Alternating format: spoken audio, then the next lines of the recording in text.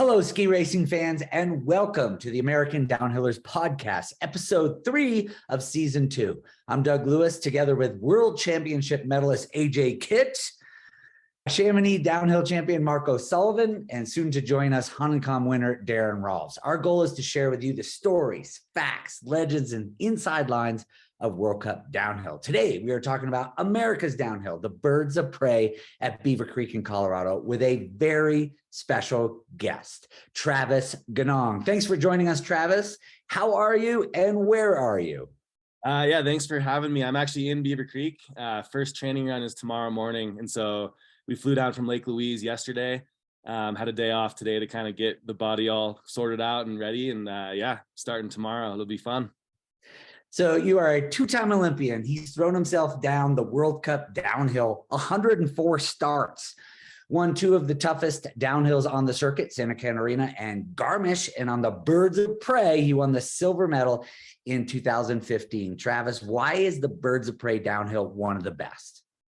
I mean, I think the first reason why it's so good is the snow. The snow is always perfect, cold, grippy Colorado snow. And after 2 training runs and 2 races with 60, 70 guys starting, there's not even a dent in the snow. So you can, as a ski racer, you can go in and push the line, ski how you want. The conditions are just epic. So, I mean, that makes it super enjoyable to ski, and it's in the US. I mean, it's great to race America's downhill every year. Coming here to Beaver Creek is just like one of the highlights of the season. And it's one of the most fun tracks too. So, I mean, so many positives here in the Beaver. Hey, Travis, speaking of the snow, I'm in Lake Louise. We just kind of flip-flop places because I'm up here coaching some of the women at this Women's World Cup this week, and we were talking about the snow conditions here, and you were saying how icy it was. I know the snow quality and the conditions, the humidity and everything's a little bit different between here and Beaver Creek. How do you make that adjustment, going into kind of a different race? Like, it's a different approach, totally different technically, but it's going to be a bit of a switch on the snow as well. And that's a big feel thing for you guys, right? Yeah, I mean, it's like night and day, really. Like the snow conditions up in Canada versus here, it's pretty polar opposite. I would have compared the conditions last week in Lake Louise more to like a European kind of crumbly, icy, bumpy, not very grippy and fast snow. Whereas here in Colorado, it's obviously grippy, cold, consistent snow, and it's just totally different feeling on the skis. So we were very, very prepared for Colorado snow after we trained the last 2.5, 3 weeks in Copper. And so as a team going up to Lake Louise, it's always a challenge adjusting to the different snow up there. And it's tough. It's not easy. And I mean, that's a struggle that we have every year with our commitment of going to Copper and training there. It's like we miss out on the kind of the icy, bumpy, bad. I mean, they're bad conditions, but we have to race in those conditions. So when we come back here to Beaver Creek, the transition is actually a lot easier because we've been training on the snow for a month now. And I mean, it's almost like you take a sigh, like a little relief. You're like, oh, we're back here. Like, we know the snow, our equipment's dialed for it. Like, game on, let's go. So yeah, the snow here is a lot like Europe, and you went from here to Beaver Creek to the Colorado corduroy, blue, perfectly ego snow, and then you got to go back over to Europe and get on this kind of gnarly, humid, icy snow where it burns the edges of the skis. So it's kind of a roller coaster ride, isn't it? Yeah, I mean, the whole downhill tour is always changing, really. Like having a consistent season on the World Cup tour, you have to be able to adjust to the different conditions in different places. And so, like, I mean, Val Gardena, obviously, that place can be really grippy Colorado kind of snow as well. But then you go to Bormio the next week and it's just the exact opposite again. And so you're constantly shifting and adjusting. And I mean, like our main thing we do after Val Gardena to get ready for Bormio is we go to Folgaria, where they water the hill like crazy for the tech guys. And we do 2 days of GS. It's not safe enough to do Super G on the hill. It's so steep, but we do 2 days of GS on like the iciest, bumpiest snow after the tech guys have trained there for 2 weeks. And it rattles your brain. It's like a tough day and it doesn't feel good, but then you go to Bormio and you're like, okay, I know what this is going to feel like. So, I mean, it's a constant struggle, like week to week, just to change the setup and change your mentality and change your technique too, because there's different styles of skiing that work on different types of snow. So it's like, yeah, it's, like I said, it's nice to be here in Beaver Creek, knowing that the snow is probably going to be perfect and grippy and ego snow, like you said. And it's, as a racer, that means you can do whatever you want. And I mean, that's fun. So. Take that one step further about the mentality. Say you're going to a snow condition or a race that you don't like, and this is for the junior racers who have to do the same thing. How do you go into a place that you may not like, or you may not have had great results? How do you mentally get prepared for something that you may not be psyched about? Yeah, I mean, I think at the end of the day, everyone you're racing against is dealing with the same exact conditions, and so everyone's in the same boat. You're not alone. Like, you go to a place where it's really tough conditions and it's not ideal. Maybe it's raining, maybe it's like soft snow, maybe it's hard snow. Everybody is dealing with the same kind of thing. It's not like you're alone in that. Like, I mean, maybe some people have more confidence on different types of snow, and that's yeah, you can't focus on that. You just have to know that everyone's dealing with the same thing. And I mean, for me personally, growing up in Tahoe, like we don't always ski on soft, perfect snow. We ski on ice and in the rain. And I mean, skiing variable snow as a kid, I can adjust to different types of snow pretty easily compared to some people. But yeah, I mean, I think there's lots of ways to manage it with your setup as well. I mean, you can get into such details about how you manage different conditions and different whatever, but at the end of the day, everybody's dealing with the same snow and the same conditions. And that's something to remember, because you're not alone. Yeah. You had a relatively like solid weekend in Lake Louise, nothing like that really stood out that I was kind of expecting a little more from you, obviously. So I'm kind of looking forward to what you pull out here in Beaver Creek. I know there's like in your wheelhouse, it's home turf. And how you coming into this week right now? And your first training run's tomorrow, correct? Yeah, first training run tomorrow. Yeah, no, I mean, this hill has been really good to me throughout my whole career. I think between the silver medal at the World Champs and then third place last year in the Super G, and then I've been fourth, fifth, sixth. I've had a bunch of really high quality results.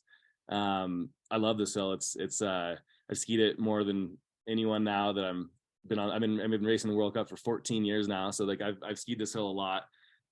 It's fun to ski. There's tons of fun terrain. There's big jumps. It's just like, it's fun to ski. And so, I mean, that's kind of the mentality I'm taking into this week. I don't think I'm going to be doing this that much longer. There's a lot of other things I want to do in my life. And so with that mentality, knowing that maybe these are the last times I'm going to be racing on these hills, it's just really fun to be able to show up and be in that mindset and just like send it and enjoy every single moment, because it is really fun. And once it's done, it's done. But last week up in Lake Louise, for sure, like I could have done more, but the conditions were brutal. And I mean, I had some bad training runs, and in the race itself, I think it was a really positive race, because I had two splits. I had one split 49th and one split 47th on the top, and there was so much loose snow out of the track. And so to have two really slow splits and then be ninth fishnet fall away and second on the bottom split was like a lot of positives to take out of that. So the speed is there, and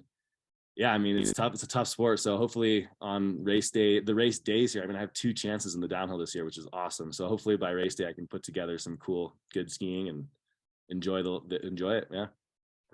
This goes out to everyone. I'll start with you, Travis, though, but Darren and AJ and Marco as well. The races in America, advantage or more pressure? I mean, obviously, like while we're here, we have lots of outside commitments to the ski racing. So like, it's not a simple week. We have to go to donor dinners. We have autograph signings. Our families are here. Like, there's a lot of things behind the scenes going on that people don't see, and so it can be distracting. But for me, I've always that hasn't really bothered me, and I just enjoy being here. I don't think there's more stress by any means, but yeah, I don't know. I didn't answer the question, but that's my mentality. What do you think? You got to embrace it. I mean, you're definitely pulled in so many different directions, and but manage your time well. You know, it's like you got to do these signings, a few that these appearances, but just like you got to know yourself and what works best for you. And it's like, hey, I need this time. Sometimes you had to voice that. I think that was a tough part there, but there's so much support and so much energy behind you guys. You got to know that. And then you use that fuel to just like help shoot you out of that start a little quicker and just like take you all the way down the mountain. I think that's kind of what was so fun for me. Like you said, you nailed it as far as like, it's a fun track to ski. And that mentality is going to make a big difference, you know, for anybody that has that sort of like those thoughts in your head. And I love hearing you talk about that way. And we know you love those kind of turns up there. It's technical and there's big airs and all that. So yeah, I think going back to Lou's question of the home race, like the fact that our home race is Beaver Creek makes it unique because it's such a fun track. Even if you are feeling more pressure, I always felt like it was just so much fun to kick out of that start gate. And you know, obviously everyone, or Darren and Travis have had tons of success there. AJ, I don't think you ever, did you get to race it? I raced Beaver one time. You did one time. Yeah. But it's just like, it's such a great track. And I was actually going to touch on what you said before, Travis, about talking about snow conditions. Like I've always thought Beaver Creek would be one of the gnarliest hills in the world if the snow conditions were like European style. But the fact that they're like Colorado style makes it almost easy in a sense. Like, what do you think about that? Yeah, no, I 100% agree with you on that point. Like, if that was injected Bormio snow and bumpy, it would be so much gnarlier than anything on the World Cup. Like the hill itself is steep and there's tons of terrain and it's high speed, but because it's grippy Colorado snow, it's actually fairly easy. I totally agree with you, and it's short, so like your legs aren't tired at the bottom at all. It's not physically demanding, so it's like all those things make it pretty manageable. But imagine if there was 20 more seconds at the start and it was icy, that hill would be gnarly. Like I don't want to do that. Yeah. It'd be a total gong show. I mean, coming over the brink after another 20 seconds in that ice, I mean, man, it would be a completely different game. Well, building on that, this course is dangerous. Svindal went down on Golden Eagle. Jansrud last year injured. Dressen and Franz have gone down. Bodie in the Abyss. It does seem easy and flowy, but it takes out some of the best regularly. Why? How do you explain that? I mean, that just comes down to terrain, though. Like it's a terrain park. It's so most injuries, most crashes, I think come from like super icy, gnarly injected conditions or holes developing or that kind of stuff. And that is missing on this hill. But the terrain, like the Abyss, I mean, if you go into the Abyss and you're a little bit backseat or you try to bend the ski in the wrong spot, it'll launch you. And like Jansrud last year going into Pump House, like being a little bit inside and then getting kicked off that little roll going to the fence. I mean, and then Svindal, the big jump off of Golden Eagle, just being a little bit back off the jump and the wind catching his tips and him landing on his back. I mean, those are all like, those are aspects of downhill racing that are super important and they are dangerous, but it's not the same danger that I see as like the real dangers in downhill. Those are just, I mean, they're parts of it, but I guess as a American, we love the terrain. So I see it in a different light, I guess. You talk about the Golden Eagle, it's a big jump. I feel like it used to be big. In recent years, I've heard it called the Golden Seagull a few times. Like, what's up with the jump getting smaller? I don't know. It's a theme on the World Cup right now. Like, so what they did is the turns before Golden Eagle, they put in like 3 Super G turns that you have to push as hard as you can out of your tuck to even make. And so by the time you hit Golden Seagull, you're going like 40 kilometers less. It's changed a lot. My first year racing there, you did the turn off of what's the jump above there? Screech Owl. You do Screech Owl, and then there's like one turn coming off Screech Owl, and then you more or less tucked into Golden Eagle. Like that was the old set, right? And so I mean, adding 3 Super G turns before, it's taking a little bit of the teeth out of it for sure, but that's the way things are going. I mean, I don't know. I'm not sure if there's like a conscious decision that's made for that, but that's where things are going. So I tell you, that bothered me so much because, I mean, you guys are the best. You guys train. You're in physical shape. Like, yes, like when you're pushing it, mistakes are going to happen. And Louis just nailed it, like with all the top guys that had big crashes. Even Marco Sullivan crashed off the last jump, but I think he tried to pop it a little too far. A little show on for the crowd, but I want to see you guys get tested. I want to see the big gnarly stuff, and that's where you could separate yourself. And it was like you were coming in fast, the Golden Eagle, and it was just it was one of those things it's changed quite a bit. I understand the safety aspect. I mean, for you, I know you embrace the air, Travis, but like, do you feel like it's been voiced pretty pretty like strongly from the athletes, and the teams are like, hey, like, let's slow this stuff down. I mean, look at Kitsfield last year. They put extra turn in the side hill, and that kind of took away from like that NAR factor there on the side hill traverse. But I mean, what's the overall kind of vibe from the athletes? You know, is it more just coming from above, like making these changes, or is it actually coming from the racers themselves?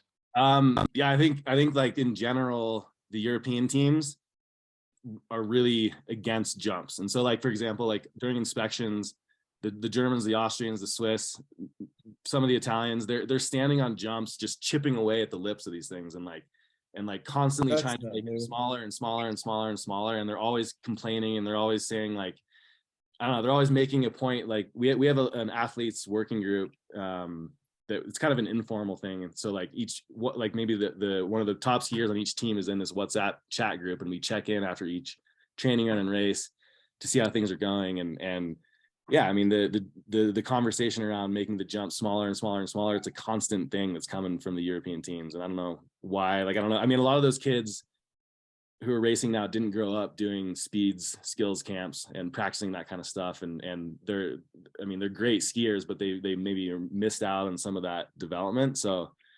yeah, it's kind of taken away a little bit from what downhill should be, but I don't think that stuff is new. I mean, I remember back when I came in the 80s, there were Euros that were scraping with their ski at the lip of the jump, and the coaches were doing the same thing. I mean, they've always seemed to be wanting to shave it down and, you know, keep the air under control. And I completely agree that, you know, it's always been in our wheelhouse because, you know, we like the terrain. Like you said, Travis, Beaver Creek's great because it's like a terrain park, and we figured that stuff out. And then, you know, we get to train it especially at our downhill camps. But, you know, like Copper training, you know, we had some club kids that were training in Copper the last couple of weeks, and you saw those guys, Travis, there was some good air there, and that was good training for those guys, you know. And it's just unfortunate that element of downhill, and it's such a unique element. I mean, you get a little bit of it in Super G, but definitely in Solomon GS, you don't get it at all. And air is such a great element. I love the big Russi jump in Quidfield at mid station. I mean, you fly 225 feet off of that thing, and it's perfectly safe. And it's just a great way for, you know, skiers to show their abilities and their skills. And it's too bad that that's what's going away. Yeah, I mean, I think the lights out jump at Copper from training this year is probably going to be the biggest jump we hit all year, which is like fun. Pretty sad, I think. Yeah.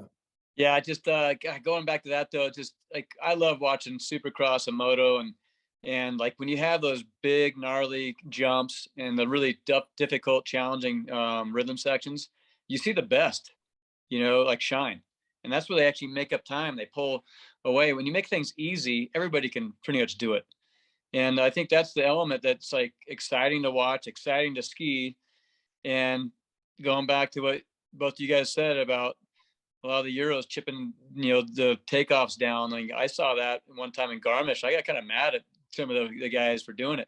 These Austrians, like, hey, if you're worried about the speed but the air, stand up and put a speed check in there. Because I'm not, you know.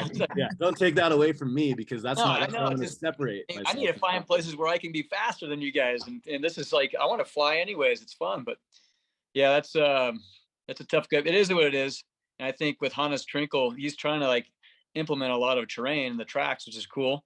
I mean, you guys have some really awesome terrain there coming out of Talon, and you know, even just, I mean, I'm not sure how it's going to be this year, but world champs, that was badass up there, and that's where you really, you know, shine. And it's just, we could tell that Tahoe style kid, you know, like that those skiing skills come out when it gets like really technical with terrain at speed.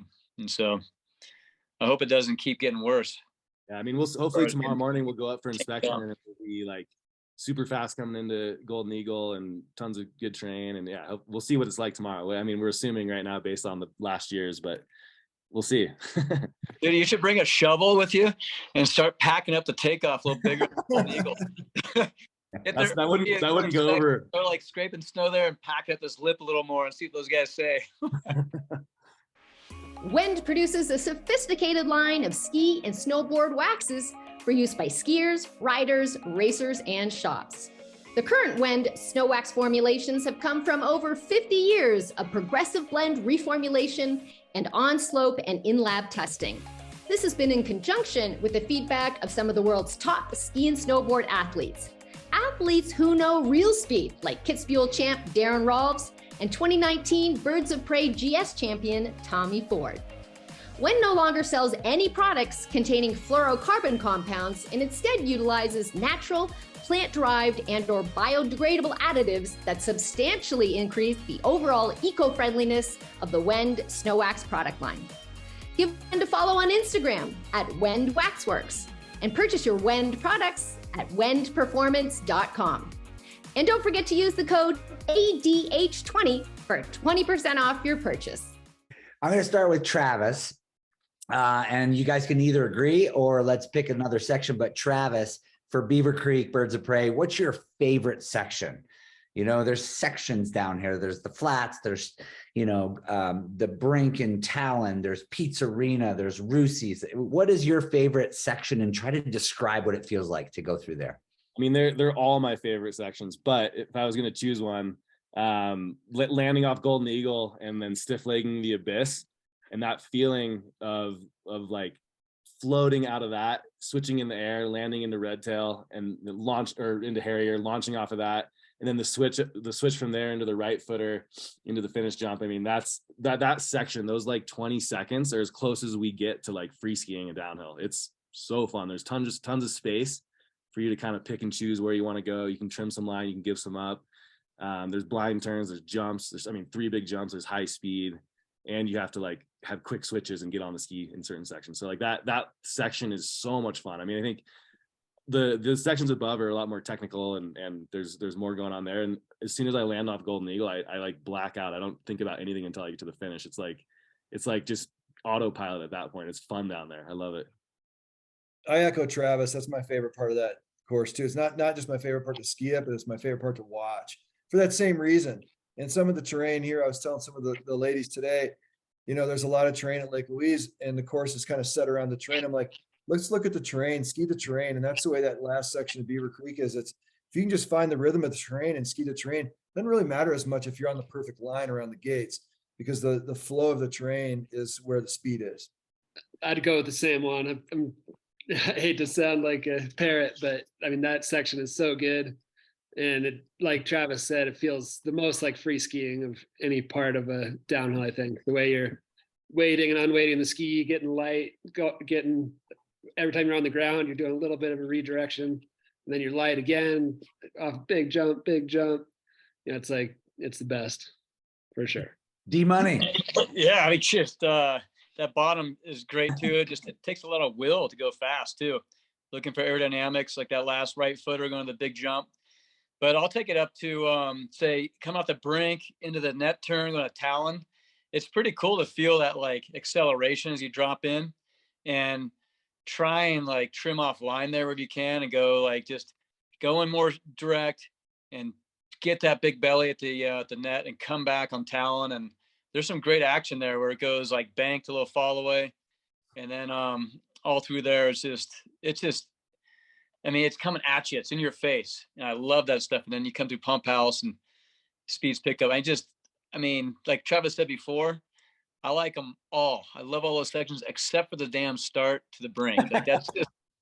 Come on, Yeah, dude. That top section's me and Marco's wheelhouse. Yeah, that one.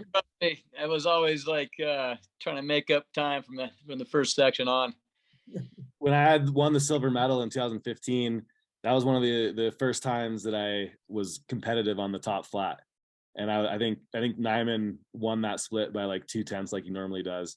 And I think I was like, I don't know, 1500ths out. Like I was like second on that split to Nyman pretty much when I went, which was like, yeah, that in the rest of my career, like I've always been behind there too and trying to catch up on the way down. And that one day was different. So, yeah. Well, you have to be competitive up there. If you're more than 3/10 out up there, it's so hard, like real, the top guys in.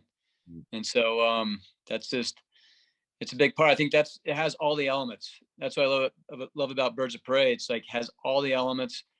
You have to do that gliding, but it's really stacked technically and a lot of terrain, big jumps, and then like you guys were all loving the bottom. It is wide open, and that's more downhill style, and it's fun to have it. Trav, talk to junior downhillers, junior speed skiers about that top 30 seconds. Are you just sitting there trying to be as calm as possible? What goes through your head to work and to create and to win and be fast on that very flat section? I mean, there is terrain up there. So like each gate normally has like a knuckle on it. And so the way that the timing of when you like push on the ski and bend the ski and then work that terrain, you can for sure still build speed and gain time doing that. It's not like you just turn your brain off and you wait until you get to the brink. Like you can actively be doing stuff in that top 30 seconds. And then the other big thing is like, great example last year, the first training run, the die lines from the start to the first gate went like around a little bit. And Bryce and I were standing there during the inspection, and we stood at the first gate and we looked back at the start and we're like, wait a second, like the line is like 3 meters inside of where they put this die mark. Like we can just go straight at this first gate and cut off distance. And so like everyone else that first training run just followed the blue line into the first gate, and they gave up 3 meters of distance. So it's like little things like that in sections like that people overlook as they kind of turn their brains off. But if you pay attention, you can find little ways. And I mean, obviously by the second training run, everyone watched the video and they're like, oh yeah, this is where you should go. So it's like, save some of those. You see it, you know, I believe it's going to work race day. Yeah. Hey, Trav, explain when you're trying to milk terrain, like you're saying there's those knuckles, like those rollers right at a gate on the top flats. Like, what do you do to try and like squeeze a little more speed out of those? Yeah, I mean, so moving into say the terrain is right at the gate when your ski's bent. So trying to kind of finish that turn and release the ski and just find the backside of the rolls and then push hard on it so you can like accelerate over the terrain versus coming in and like bending the ski hard into the gate and then just getting launched and landing hard and missing that transition. So it's all about like finding the transitions and taking the speed and flowing through that terrain, moving while trying to stay aerodynamic, but your legs can work a lot. I mean, it's easy in those easy sections just to turn your brain off and be like, I don't know, just waiting till the brink starts. But you can still, I mean, we should have Nyman on this to figure out what he does up there. I'm curious too, because he's always so fast up there. Maybe that's Leo, his technician, but. Well, talk to Marco. Marco is always fast. What do you do? Yeah. Yeah, I feel like gliding is a very active, dynamic thing. People misinterpret gliding as you're just standing there trying to be on a flat ski, but I always remember like really working that top flat, just like you guys are explaining. You're looking for every little nuance of terrain. You're in your low bully, and you got to be like pretty flexible to be able to move your knees and ankles in your low bull, staying aerodynamic. And I was like a good glider, but I always thought it was really fun too to find that extra speed on stuff where other guys would just kind of look at it and be like, think how easy and flat it was. But there's a lot of stuff up there for sure. Marco, you're obviously one of the best gliders that's been on our team ever. When you're gliding, like, do you kind of try to relax into your position? I mean, I guess what's your mentality when it comes to gliding? Like, what was your secret sauce? I mean, I feel like I was lucky, or maybe, I don't know if it was luck, but I had like I was really relaxed in my tuck, and I could like be in my low tuck and still have a lot of movement with my lower legs and kind of be feeling out the terrain.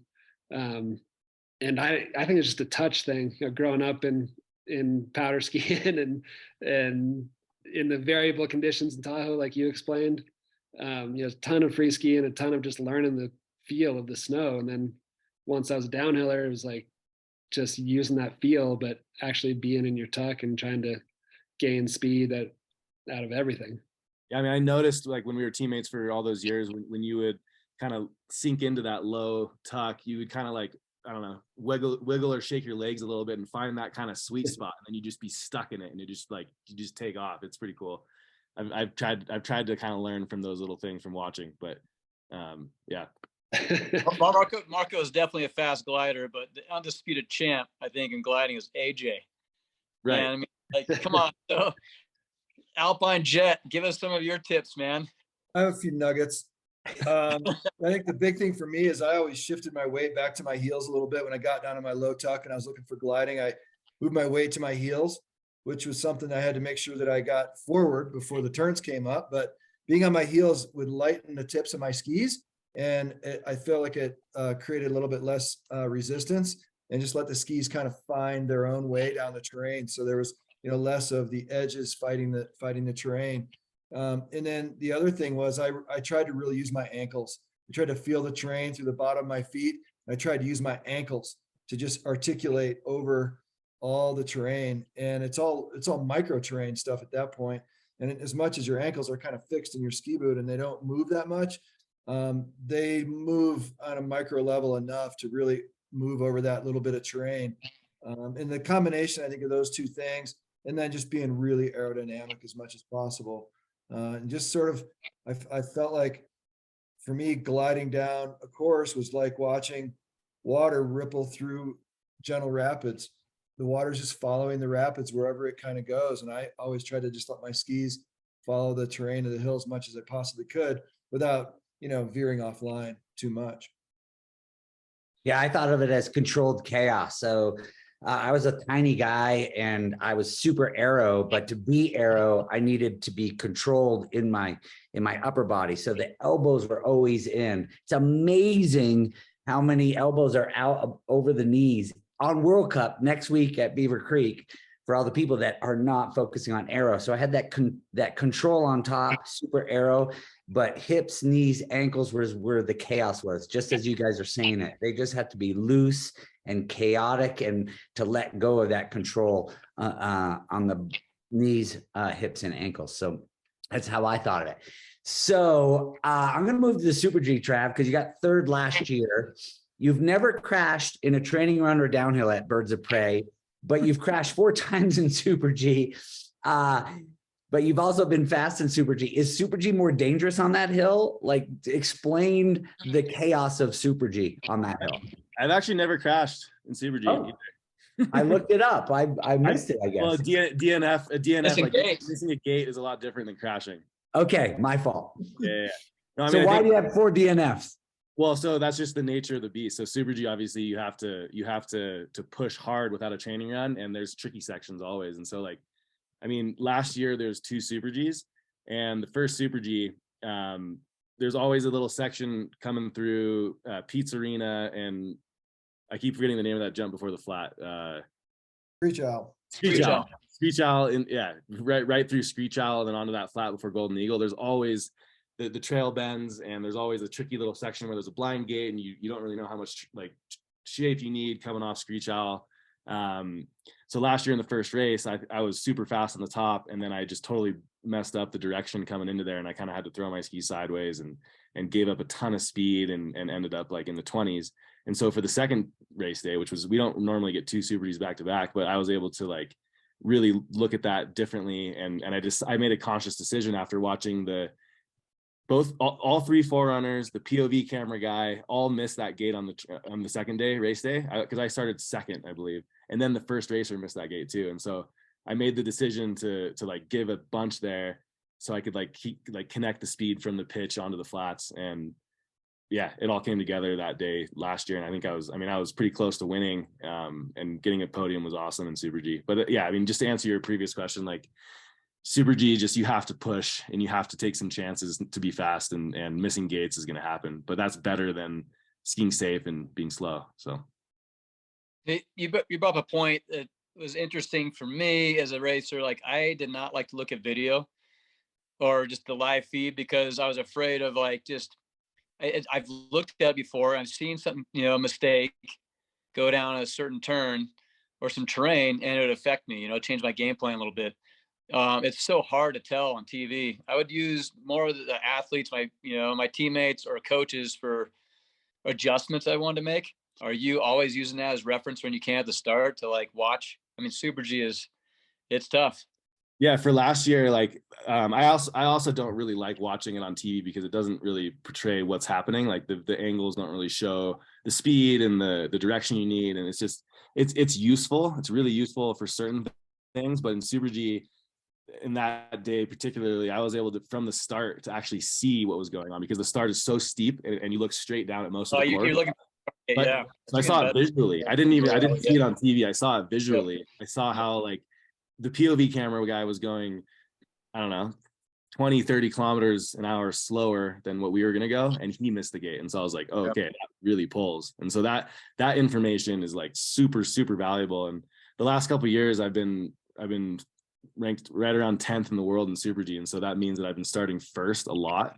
And so I haven't really had the chance to like watch TV or get a report from the coaches or get a report from a teammate. Like it's been really tough starting in that number one position a lot lately. And so this year with the new start order, that'll be a little different.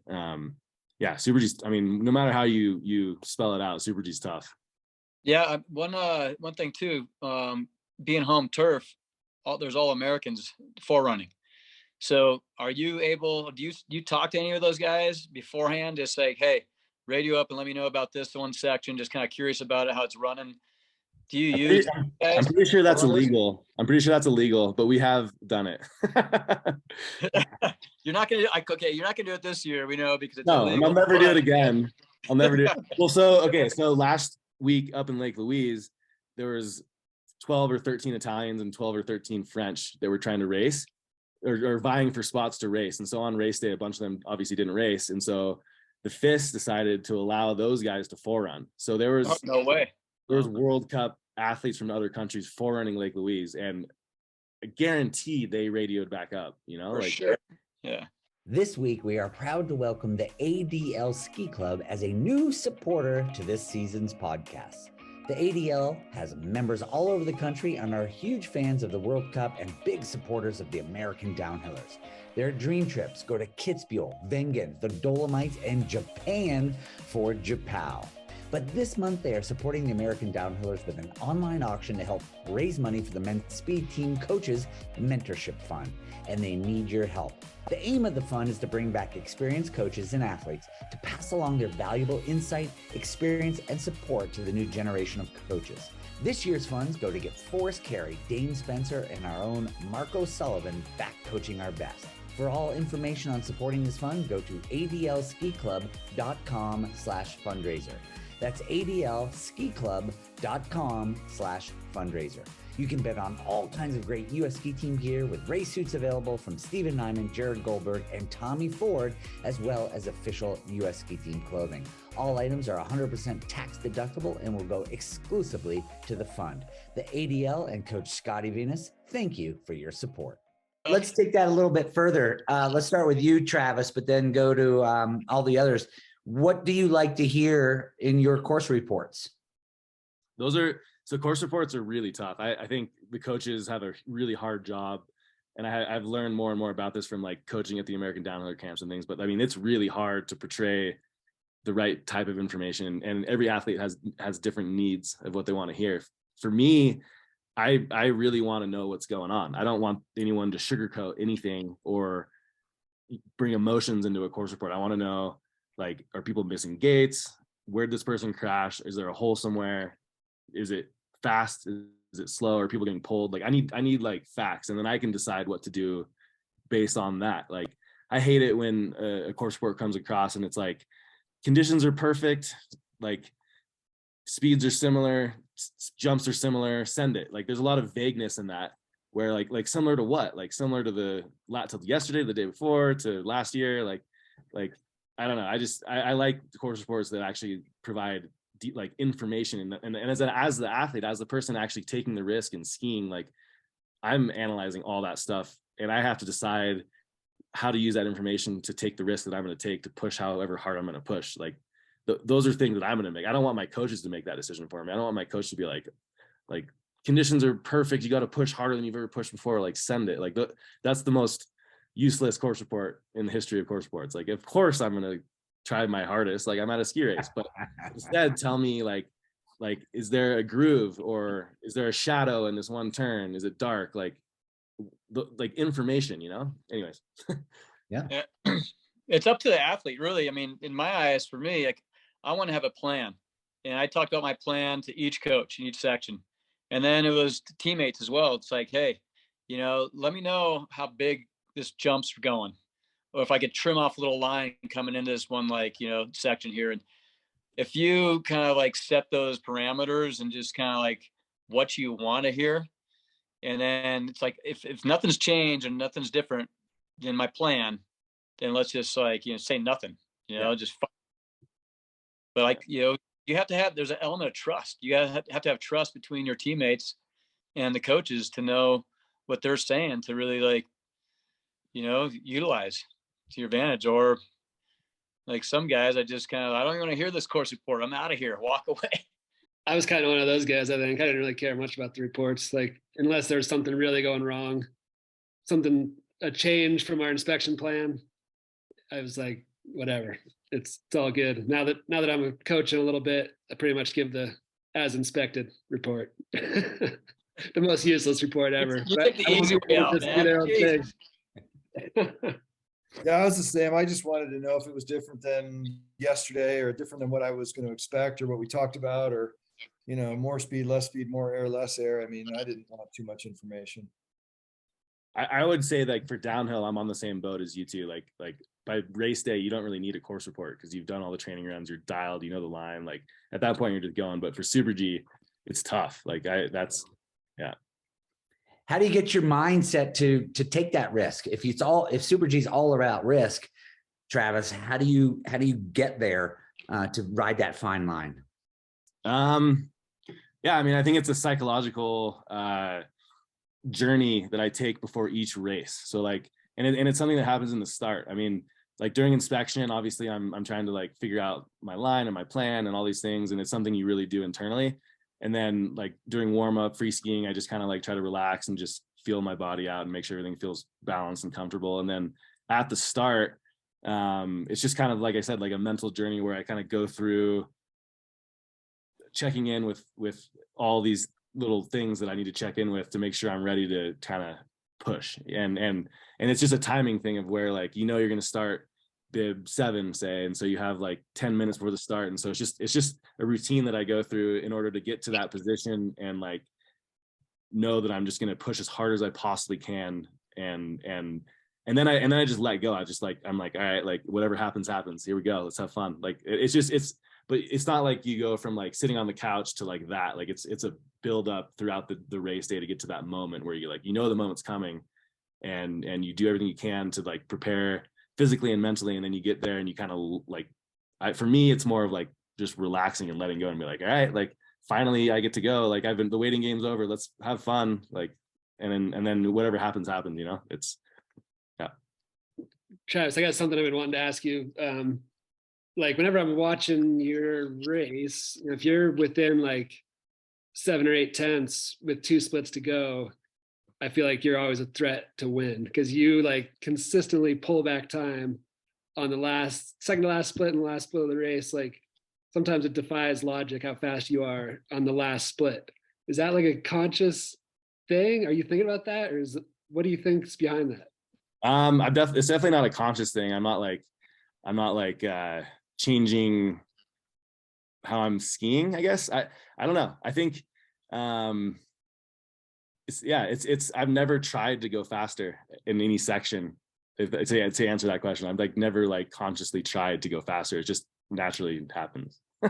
Defies logic, like you said. I don't know. I have no idea. Kind of what I figured your answer would be. It's just like, I mean, I feel like it might be because you have really good endurance and you're stay consistent throughout the race, maybe where other guys are fatiguing.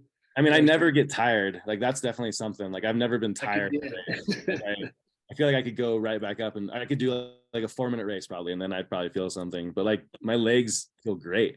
And so I'm just relaxed and enjoying. I think that's the main point is like, I get to these last sections of the courses and I relax. Cause like, I remember of like what happened earlier in the race. Like the upper sections, like I remember like, I think back, like I did all those fun sections. Like it was so much fun, like the adrenaline from that, like, and then I just enjoy the last little bit.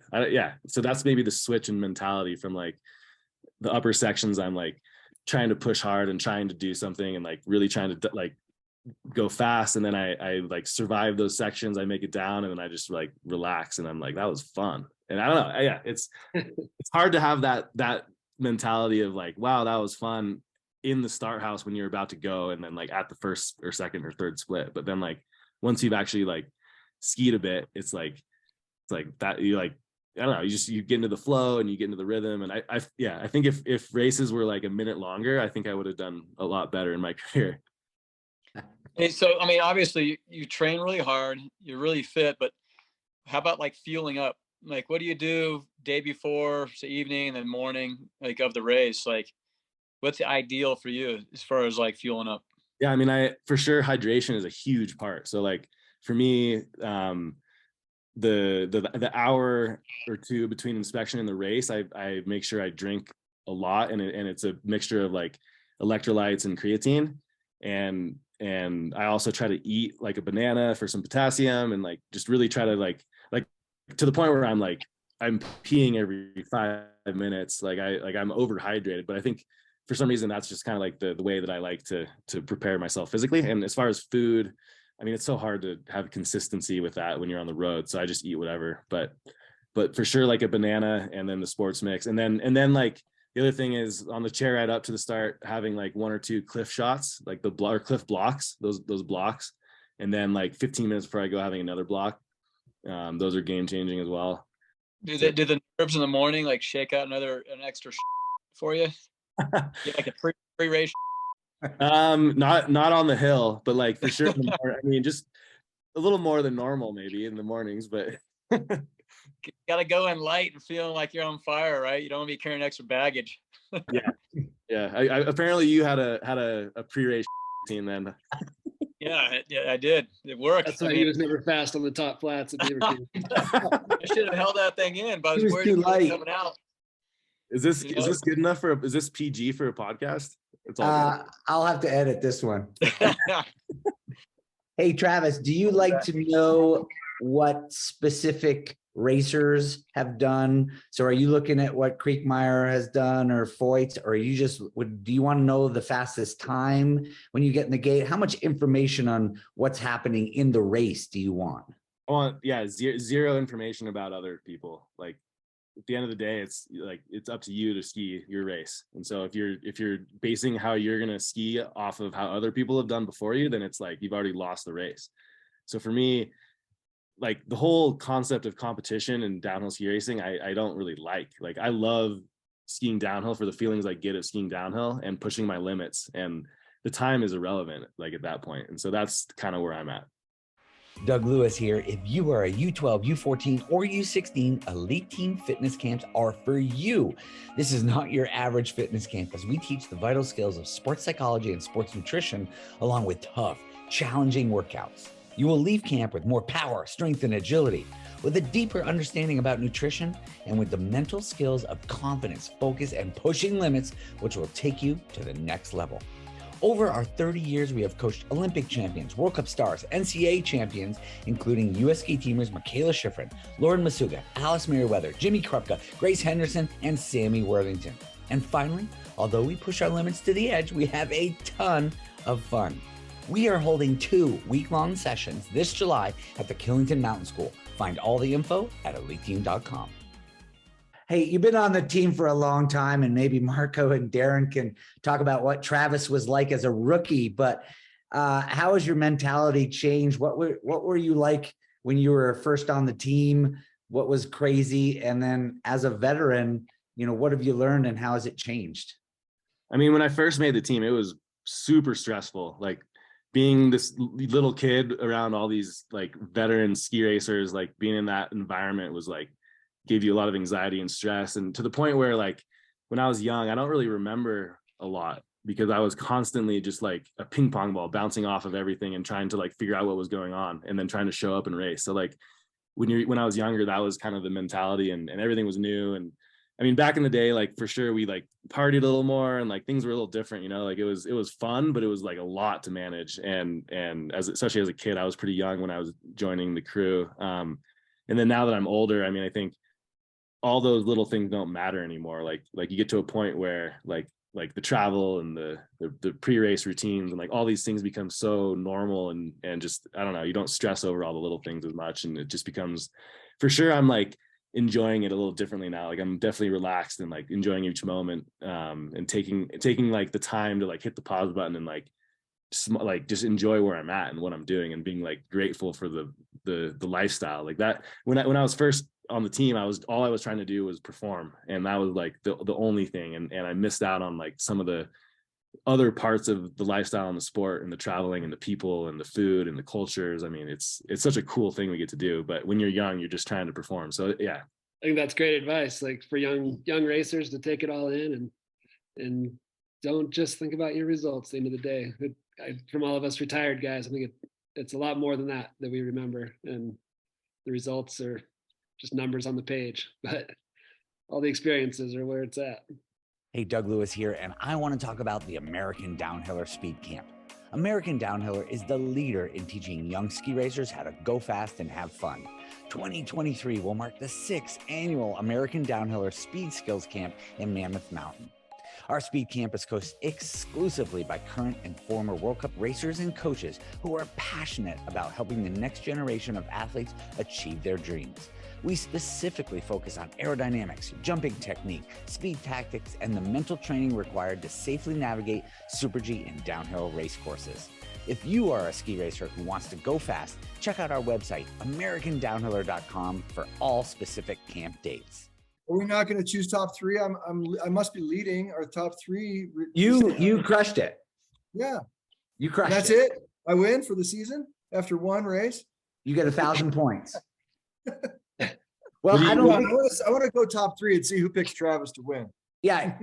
I don't know if we can do it with Travis here. Travis is Travis for podium last week. I got burned. No, really, actually, before you guys do that, thank you guys so much for having me. That was an awesome little catch up. I mean, the amount of ski racing downhill knowledge on this call is I don't know, few and far between, especially in the US. So that was cool.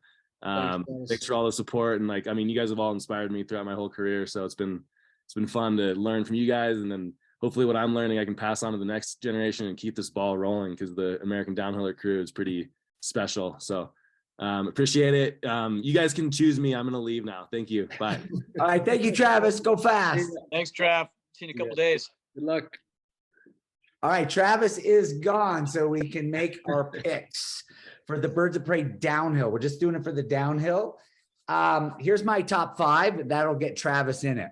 So I am going Kildare, Foyts, Odermatt, Travis, RCS. So I got 2 Americans in the top, but I still got the podium of Kildare, Foyts, and Odermatt. Who's up? Well, I gotta pick Travis because he was just on. AJ, did he just steal your old podium? You did the whole thing, everything. I did? Yes, that's exactly who I was going to pick. Well, you can't pick first.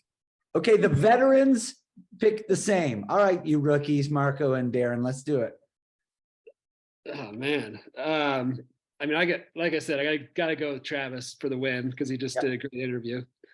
And he's the hometown boy, and he'll be up there. Odermatt last week was very impressive, so I'll put him right behind.